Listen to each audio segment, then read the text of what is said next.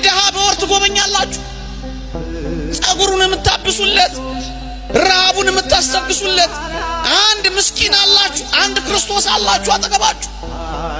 ለልጃችሁ ብቻ ከምታስቡ ጨመር አድርጋችሁ ለአንድ ደሃ ታስባላችሁ?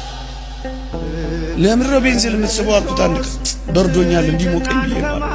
ለብርድ ብለው ይጀምሩታል። አኮራምቶ ግን ጥሏቸዋል። በቃ ቱቦ መንገድ ሲሰራ እኔ ዛሬ 10 ዓመት አንድ ምስኪን ጠይቄዋለሁ። ምንድነው ደስ የሚል? በክረምት መንገድ ሲቆፈር አቤት ደስ እንደሚለኝ። እንዴ አንተ ደግሞ ከመንገድ ጋር ምን አገናኘ አልኩት። መሐንዲስ አይደለ እንዴ? አላወቅም ጋሼ? ቱቦ እኮ ይመጣል እና ቱቦስ ማደሪያ ይሆነናል። ቀላል መስሏል እንዴ? ቀና ስንል ፍሎሩ አለኝ። ከላይ ዶፍ ከስር ጎርፍ እየወረደበት ነው ለካ የሚሞተው።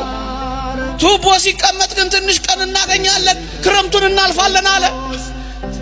አንተ ግን ብዙ ሰርቪስ ቤት ድር ያደራው አለ። ረግፍ ነው። አንድ ደሃ ምትጎበኝ በቃ ብዙ እኮ አይደለም ጥቂት። እንደው የእውነት ማውገዜ አይደለም፣ ፍርደኛ መሆኔ አይደለም። አማረብኝ ብዬ መድረክ ስላገኘው አንዳንዶችን ማሳፈር ፈልጌ አይደለም። እግዚአብሔር ያውቀዋል። የኛ መኪና አቡጀዲ ልብስ አላት። ልብስ የሌለው ሰው ስንት ነው? ቁም ሳጥናችን በቅያሪ ልብስ ተጨናንቋል። ለክርስቲያን እንደሚገባ በመጠን መኖር አቅቶን በጣም ተሽከርካሪዎችና ጌጠኞች ሆነናል። አንድ ምስኪን ደሃ ግን በጥቂት ዓመታት እንኳን አንድ ልብስ አያገኝ። ምናልባትም ዕቃ ሳይጠፋ ልብሳችንን ዕቃ ጠፍቶ ቢሆን እንኳን እሺ፣ ዕቃ ሳይጠፋ እንኳን ልዋጭ ለመቀየር ያስቀመጥናቸው ስንት ናቸው? መስጠት አልሆንልን አለ። መያዝ ብቻ ሆነ። መቅደሱ ተረስቷል። ደሃው ፀሐይና ብርድ ይፈራረቅበታል። እኛ ሞዴል ይፈራረቅ፣ ብራንድ ይፈራረቅ። ሰው ብርድ ልብስ አጥቷል፣ እኛ በብራንድ ተጨናንቀናል። ደሃው አልተረሳም፣ መቅደሱ አልተረሳም፣ ምስኪኑ አልተተወም።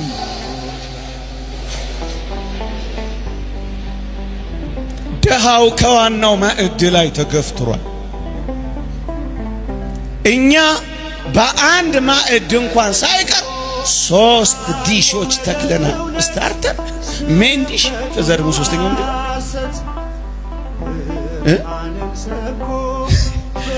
ስታርተር ይባላል። የሆነ ነገር ይባላል። ከዛስ ሜን ዲሽ ይባላል። ከዛስ ዴዘርት ይባላል።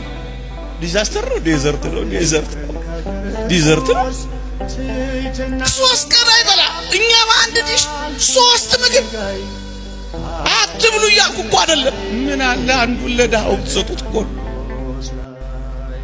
የት አለች ወንጌል? የት አለች ክርስትና? የት አለ ድሃውን ማሰብ? የት አለ ምስኪኑን ማሰብ? ምዕመናን አንድ ሊቅ ይላል፣ ክርስቶስ በረሃብ ምክንያት በሞት ከተቃረበ ይላል በጌጣጌጥ ያሸበረቀው ማንነት ላንተ ምንድን ነው ይላል። ክርስቶስ እኮ በረሃብ ምክንያት ለሞት ተቃርቧል። ያውም በዚህ ዘመን ኑሮ በአስቸጋሪ ሁኔታ በተወደደበት ምን በላ ምን ጠጣ ያለ ሰው በሚያስብበት እንኳን ያለው እንኳን የሌለው ያለው እንኳን እንዴት ቀን እንደሚገፋ በተጨነቀበት ኑሮ አስማትና ተአምር በሆነበት በጸጋ ስጦታው ራሱን ከካበ ዙሩን ማክረር እንጂ ማቅለል ለዓለማችን ባልሆነበት በዚህ ዘመን እንደ ክርስቲያኖች ሊተሳሰብ የሚገባ ይኖር ይሆን? ብዙዎች ተስፋ እየቆረጡ በጣም ብዙዎች ተስፋ እየቆረጡ ታዲያ የረሳናቸው እንተዋወሳ። የዚህ ትምህርት ዓላማ እሱ ብቻ ሌላ አይደለም። እንድንጎራረስ በጥንቷ ቤተክርስቲያን ታሪክ ልንገራችሁ። በዕለተ ሰንበት ሁል ጊዜ የገንዘብ ማዋጣት ይደረግ ነበር በዕለተ ሰንበት። ከዚያስ ለድሆች ይከፋፈል ነበር። የገንዘብ መዋጫችን የት አለ? የለም።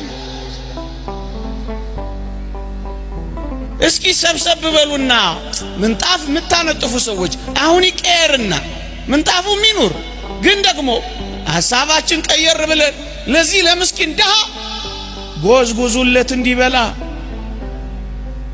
የሚራቡትን በቤት ቁጥር አውጥታችሁ እስኪ ሰብሰብ ብላችሁ ልባም እናቶች ትንንሽ አገልግል እያያዛችሁ እስኪ ተጎራረሱ። ልባም ወጣቶች እስኪ ይህንን አድርጉ፣ ተዉት። ለድሃ የሚሰጥ ለእግዚአብሔር ያበድራል ነው የሚለው መጽሐፍ ቅዱስ። ለእግዚአብሔር አበዳሪዎቹን እስኪ ስራ ስሩ። ክርስቶስ በረሃብ ምክንያት ለሞት ከተቃረበ የኛ መሽቀርቀር ምንድነው? በልክና በመጠን እንኑር ነው ዓላማው። አትልበሱ አይመርባችሁ እያልኩ አይደለም።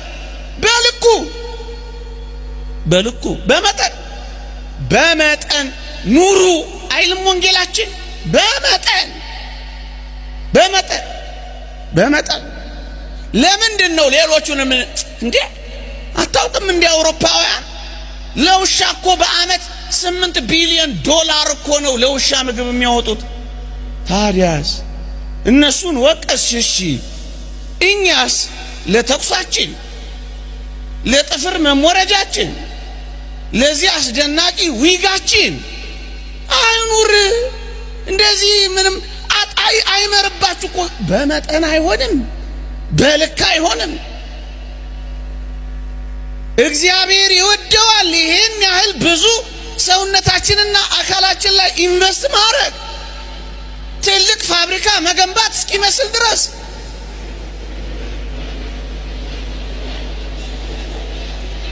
የእግዚአብሔር ቃል እንዲህ ይላል፣ እግዚአብሔርን እንፈራለን ለሚሉ ሴቶች እንደሚገባ መልካም በማድረግ እንጂ በሹሩባና በወርቅ ወይም በእንቁ ወይም ዋጋው እጅግ በከበረ ልብስ አይሸለሙ ይላል እግዚአብሔር ቃል። አመት አንድ ቀን ጥጋበኞች መፍጠር አይደለም፣ ሰካራም መፍጠር አይደለም መሆን ያለበት። በር የተዘጋባቸውን እፍኝ ጥሬ ኩባያ ውሃ የሌላቸውን እነዛ የሚያገላብጥ ያጡትን ቅድስት መሆን ከፈለግሽ ይሄንን ስሪ። ጽም ብለሽ እውቅና አገኘሽ አልገኘ የለም፣ ሰው አወቀ አላወቀ የለም፣ ተጨበጨበላ አልተጨበጨ አይመለከትም። ክርስቶስን ነው የምታስተናግደው። የእግዚአብሔር ቃል እንዲህ ይላል፣ ልጆችን በመልካም ማስተዳደር፣ እንግዶችን መቀበል፣ የቅዱሳንን እግር ማጠብ፣ በትሩፋት ታጌጡ ዘንድ እወዳለሁ። ትሩፋት እስካልከኝ ምንድነው? ይሄው አትርሳው። ያን መቅደስ ሲፈርስ ዝም አትበለው። ይሄ መቅደስ ሲፈርስ እንደምትረባረብበት ያ መቅደስ እየፈረሰ ነው። ድረስለት፣ ሩጥለት፣ ገስግስለት። አትርሳው። ያውም እንዲህ ባለ ከባድ ዘመን። እንደውም ሲራክ ምንድነው የሚለው? ምዕራፍ 11 ቁጥር 4 ላይ በልብስ ጌጥ አትታበይ፣ በከበርክበት ወራት ራስን አታኩራ ይላል። በልብስ ጌጥ መታበይ አይደለም። ይልቅስ ቅዱሳንን በማገዝ ሕፃናት እነዚያን ምስኪኖች ድሆችን በመንከባከብህ።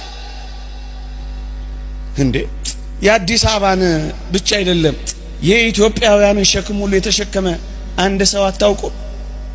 ሁሉ ጊዜ ሳስበው ስለሚመስጠኝ ነው። አታውቁም? አንድ ሰው ዓለም እንደ ጠራጊ ጉድፍ ተጠቅማ የጣለቻቸውን ሰዎች ሁሉ የሚሰበስብ አንድ ሰው አታውቁም? ቱቦ የተጣሉትን ሰዎች የሚሰበስብ ቤተሰብ የታከተውን የሚሸከም አንድ ሰው አታውቁም? አታውቁም?